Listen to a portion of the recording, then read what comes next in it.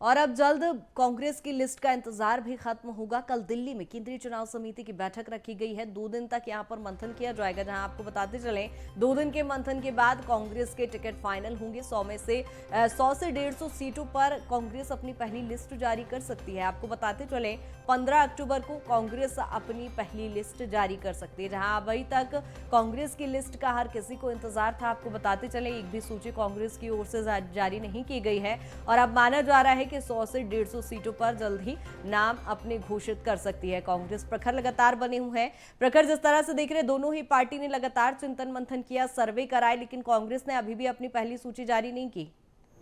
जी बिल्कुल, देखिए कांग्रेस जहां 2018 का प्रदर्शन दोहराने के अपनी रणनीति पर काम कर रही है, वहीं अगर हम बात करें तो एक एक कदम पूरी तरीके से फूक फूक कर कांग्रेस की तरफ से रखा जा रहा है। अगर बात की जाए जो लिस्ट है उसको इस तरीके से अभी तक रोका गया कि देखिए अगर हम बात करें लगातार कांग्रेस की तरफ से बयान आते रहे कि एक एक सीट पर 10-10 नाम सामने आ रहे, तो ऐसे में देखिए पूरी तरीके से स्ट्रेटेजी को अगर देखा जाए तो तमाम जो बड़े कार्यक्रम, बड़े जन आक्रोश यात्रा जैसे जो तमाम बड़े जो प्रचार के माध्यम रहे, वो उनके माध्यम से पूरी तरीके से सर्वे भी कांग्रेस ने कराया। लगातार सीसी में, लगातार भोपाल में, लगातार मध्य प्रदेश कांग्रेस में बैठकों का दौर, मंथनों का दौर जारी रहा। और अब इसके बाद देखिए कहीं ना कहीं ये जो सीटें हैं, ये जो पहली लिस्ट है, उसको लेकर इंतजार अब कुछ ही समय में खत्म होता हुआ दिखाई दे रहा है। खासतौर पर अगर बात की जाए तो पिछली चुनाव समिति की जो बैठक हुई थी दिल्ली में, केंद्रीय चुनाव समिति की,